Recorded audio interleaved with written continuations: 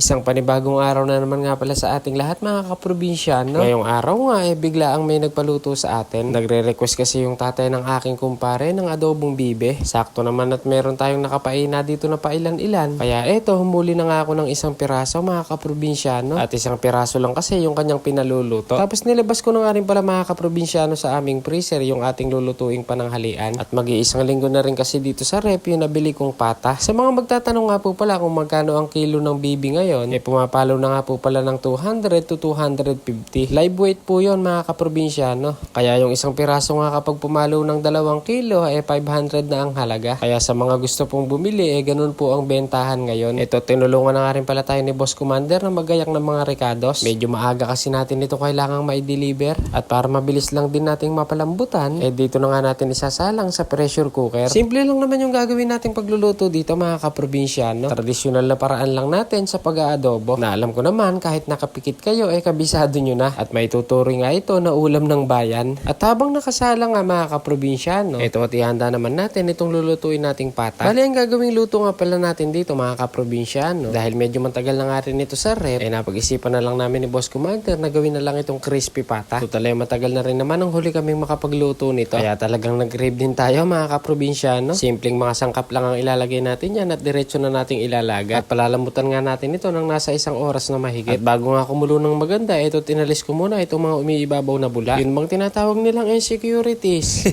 Ayun no, pagkalipas nga ng 50 minutos, ito at okay na ipag-alambot ng karne ng bibe. Ito nga palang kinatay nating bibe mga kaprobinsyano inahin na. Kaya kung hindi nga natin isasalang sa pressure cooker mauubos yung ating panggatong. Kaya sa mga mahihilig ng magluto katulad ko, talagang mahalaga po yung pagkakaroon ng pressure cooker. Lalo na nga sa mga ganitong lutuin na may kakunatan ang karne. Pero kailangan lang din nating orasan mga kaprobinsyano. Mahirap na kapag sumobra tayo sa oras baka maging corn beef yung ating karne. Bali ang request nga pala ng nagpaluto yung adobo na may kaunting sabaw. Kaya ito at sinunod lang natin mga kaprobinsyano. At bukod nga doon ayaw din ng maanghang. Yun nga yung kinukonsider natin minsan kapag may mga nagpapaluto. At nung may ready ko na nga yung paluto sa atin na adobong bibe, ito at dineliver nga muna namin ng aking prinsesa. At doon lang naman yon sa kabilang puro. Kaya saglit lang namin i-deliver. Kaya pagka uwi nga namin ng bahay, ito at sakto na nga rin yung pagkalambot nitong ating pata. At talagang nagkabiyak-biyak na nga yung balat mga kaprobinsyano. Yung iba nga mga kaprobinsyano kapag nagluluto nito gumagamit ng katsa. Paraan nila yon para hindi masira yung balat. Pero dahil wala nga tayong ganon, rektahang pagluluto na lang yung ating ginawa. At gagawa na lang natin ng paraan para mapakrispy natin ng maganda. Bali pagkaprito nga natin sa mahinang apoy, ito at hinango nga lang muna natin mga kaprobinsyano. At ito palalamigin lang muna natin sandali. Pagkatapos isi-second fry pa natin. Sa paraan nga na ito mapapakrispy natin ng maganda. At kapag ganyan ang datingan ng ating crispy pata,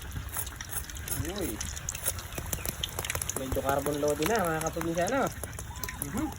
Yaan na ang sinyales para hanguin na natin yan. Matagal man ang naging proseso, panigurado masosolve tayo dito. Ayun no, pinlating pa nga natin ng bahagya with matching pampaga ng sausawan. Ano pa hinihintay? Tara po't samahan nyo na po kaming mananghalian mga kaprobinsyano. Mga kaprobinsyano kung madadali natin ng kutsara. Uy! Uy! Malagot ang mga kaprobinsyano Uy! Kaprobinsyano. Talagang napaka-crispy natin ang maganda. Natin ang laman. Hindi muna natin aking prinsesa mga kaprobinsyano. Sobrang lambot. Tara. Kaya na po tayo mga kaprobinsyano. Balat. Unang sabak natin. Kaya tayo silit. Itong pagana. Ayaw nila ng maanghang mga kaprobinsyano. Kaya sa akin lang itong silit.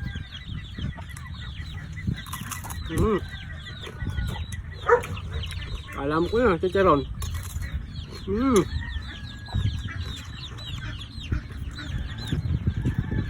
Tamang-tama yung lutong mga kaprobinsyano. Pati yung laman niya, napakalambot.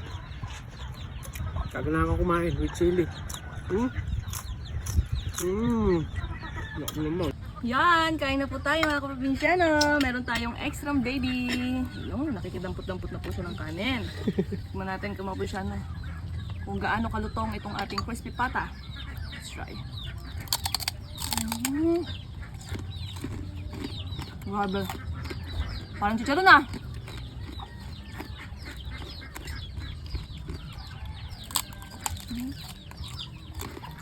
Sarap. Yup. Kasi ito mga probinsyano yung laman, no? Tingnan nyo naman, no, kung gaano kalambot yan, no? Baby, huwag ka makiago, baby. Yung, sa kanan. Tingnan natin sa kanan.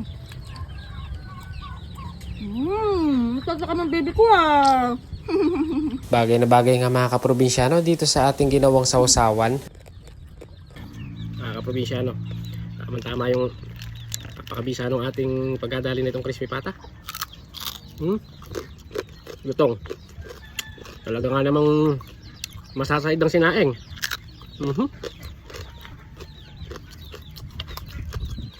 Kain po tayo! Rob.